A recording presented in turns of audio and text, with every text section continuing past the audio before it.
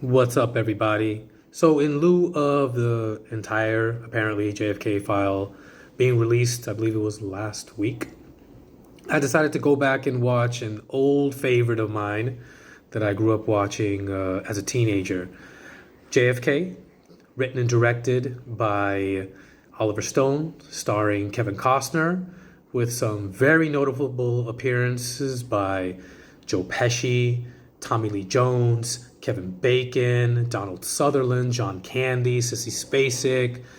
I mean, the list goes on of how many great known actors pop up in this epic movie. Came out in 1991, and it's a very interesting story because it's really not about JFK specifically. It's not like a biopic or anything like that. It's about Jim Garrison, who was the district attorney in New Orleans, and how he was just emphatic. He just was like a dog with a bone. He would not let this case go. He was going to find out who killed JFK. And it's based on a book that he wrote called On the Trail of Assassins.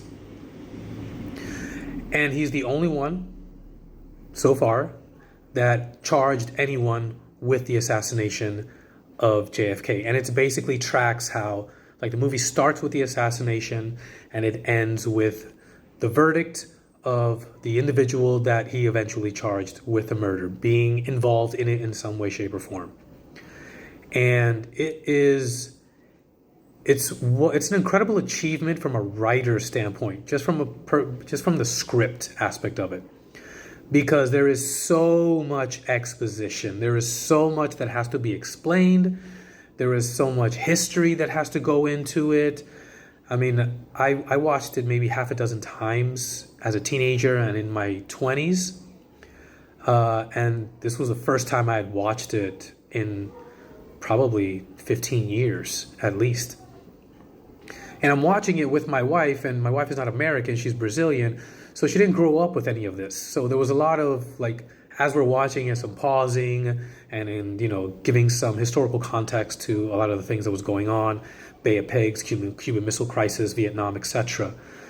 And what is endlessly impressive is, one, the information that was available at the time that was used to basically be the exposition, explaining Lee Harvey Oswald's history, explaining things that happened after the assassination, things that happened like right before, things that people noticed, and this is on the record, but it's just so dense that it took somebody as committed as Oliver Stone to go through all of the material. And I'm sure there was just endless boxes of research material, and then find some way to condense that into a movie. I mean, it's a 3-hour movie, but if you take all the information into account, this probably could have been a mini series where each episode was 3 hours.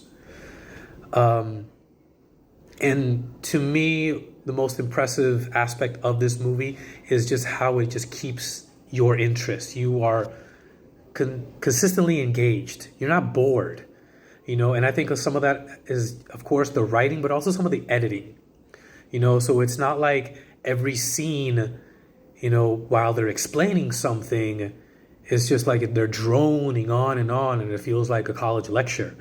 It's like they're splicing it with other things that are happening at the same time.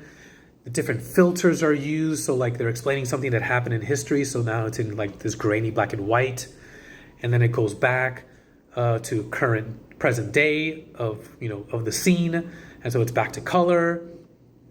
There's the lighting aspect of it. There's the performances, of course. I mean, Kevin Costner like just hits it out of the park. The thing that I remember being impressed the most by was his closing argument scene.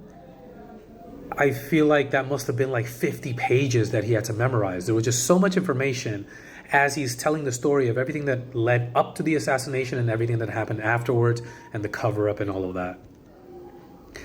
And if I encourage you to go and watch the scene he shares with Donald Sutherland's character, who's known as Mr. X, who later on was revealed to be like some very higher up colonel in the Pentagon.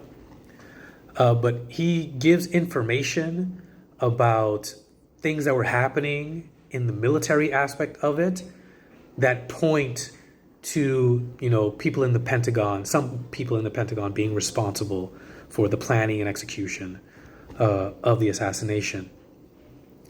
And to me, probably the most compelling aspect of that scene is when Kevin Costner's character asks, why kill Kennedy? And then Donald Sutherland's character responds by saying, exactly, that is one of the main questions. Who killed Kennedy? Who has the power to do it? And who has the power to cover it up? Which is why, throughout history, everyone has always pointed to CIA, and then there's some other, notable players that are always receiving mention, whether it's, Cuban exiles who, held them responsible for the debacle of the Bay of Pigs, whether it was the mafia because Kennedy's brother, Bobby Kennedy, who was Attorney General at the time, was going after the mob. And so, of course, they had motive. But again, when you think of those three questions, why kill him? Who has the power to do it? Who has the power to cover it up? You can see who the most likely suspects can be, which is why I think, certain elements of the CIA, certain elements of military intelligence in the Pentagon are always looked at like with a side eye.